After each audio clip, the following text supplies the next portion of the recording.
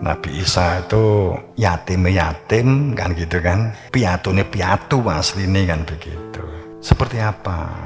Nah, sekarang kan sejarah mulai dibuka, ternyata mulai ada diketemukan manuskrip, ternyata Nabi Isa itu ternyata umurnya panjang, ternyata punya garwo, dan seterusnya. Saya nggak bahas ini, tapi apakah sebenarnya unsur sains memang ada yang bertentangan dengan sains, akan tetapi sesungguhnya juga tidak bertentangan dengan sains, karena memang ada nutfah dan indung telur.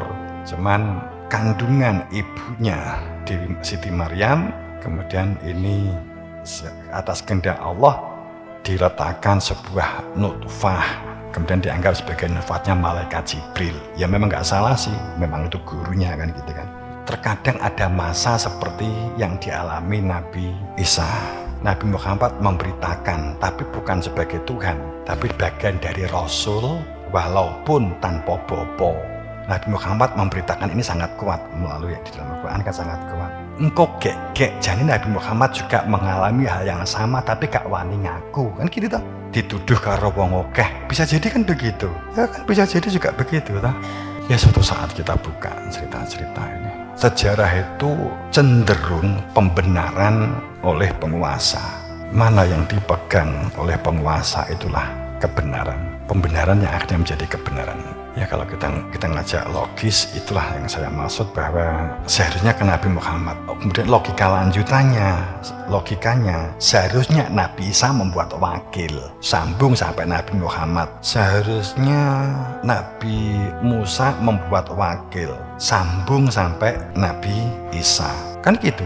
Usikum bitaqwa wajalla wa sama wa ta'at bla bla bla tadi itu. Fa'alaikum bi sunnati wa sunnatil khulafa'ur rasyidin al-mahdiyyin adu 'alaiha binawajid. Kan itu. Kalau nek kowe ento informasi, maaf beribu maaf kepada kalian, kepada guru ngajimu, kepada pondok awake dhewe mbiyen, pada saat kalimat khulafa'ur rasyidin sudah melekat di masyarakat sak jagat raya, itu Abu Bakar, Umar, Utsman, Ali, mandek, setelah ini Umayyah dan Abbasiyah dan seterusnya.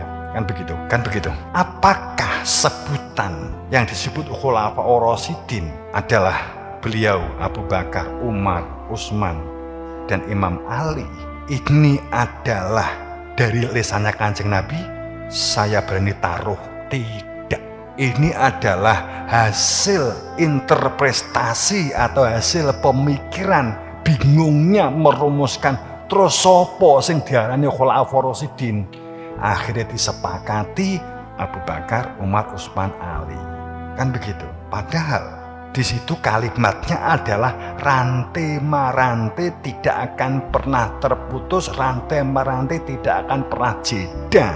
Tidak ada sejarah yang hebat kalau ini diungkap. Pemerintah Umayyah seperti apa, Abbasiyah seperti apa, bagaimana mereka mati-matian saat ada tulisan-tulisan tentang Imam Ali, kemudian ada tulisan pembackupan. Sebenarnya yang menulis tidak bermaksud memuji Imam Ali, tapi berkaitan dengan ajaran.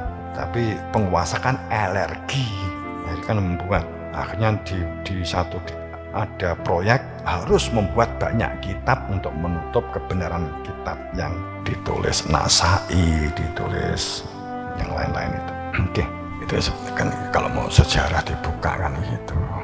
Ini nggak ada kaitannya dengan Syiah, nggak ada kaitannya sama sekali. Saya cuma rasional, ayo berpikir rasional. Akan tapi jangan pernah berpikir merasa suci, jangan pernah berpikir merasa seandainya kamu berada di dalam kebenaran, tapi jangan pernah merasa sebagai orang yang dalam kebenaran kemudian merasa benar sing rumongso aja rumongso benar kan gitu. Alam yakni ladina amanu tasya'u qulubuhum li dzikrillah. Ini yang diingkari. Akibat para nabi, para rasul, dianggap tidak ada masa lanjutan. Dikira hanya membawa risalah syariat doang tentang ajaran tauhid, mengenalkan keberadaan Tuhan, sama sekali tidak tersentuh kecuali hanya kepercayaan, sehingga tesis-tesis, konsep-konsep perihal hal yang bersifat tauhid akan dijabarkan sesuai dengan pemikirannya sendiri. Akhirnya tersebut hanya menyembah nama, sejarah hanya sebagai formalitas, dan sejarah dicoba dijadikan sebagai budaya yang didasarkan perilaku orang masa lalu. Tapi tidak pernah tahu kenapa orang masa lalu itu melakukan itu. Sholat umpamanya, bagi sholat itu sebagai agama atau sebagai budaya. Kalau kamu sholat itu sebagai budaya, kamu hanya ikut-ikutan lingkungan dan ikut-ikutan orang tuamu, ya tinggal latihan nggak apa-apa, itu benar. Tapi kalau sholat itu bagian dari agama, maka hatinya ada kehadiran Tuhan, karena ada yang mengenalkan Tuhan. Sebenarnya maaf, beribu maaf, bohong kalau ada orang mengatakan kenal Tuhan dengan sendirinya, karena ayatnya tidak ada satupun yang mengatakan dengan sendirinya melalui WC, nggak begitu.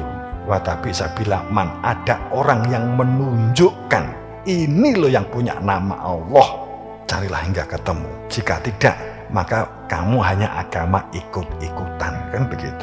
Ayat ini sudah ditulis di zaman Nabi Muhammad, bahkan jauh sebelumnya. Kan orang kan tafsir ya. Surat Al-Ikhlas, perangkai itu sudah digunakan sejak Nabi Ibrahim. Kalau Al-Fatihah yang seperti sekarang itu Nabi Isa. Jadi kalau kamu turun pada saat di Mekah, di Madinah, enggak, sebenarnya itu sejak Nabi sebelumnya sudah dipakai. Ya bisa jadi dengan narasi yang berbeda. Tapi kalau Nabi Isa sudah menggunakan Qul huwallahu ahad, sudah menggunakan itu. Dan janganlah seperti orang-orang yang hanya berkonsep tapi tidak mengerti, yang menulis konsep untuk ditanyai bagaimana cara mengenal Allah, bagaimana cara menghadirkan keberadaan Tuhan. Ngene loh kan begitu.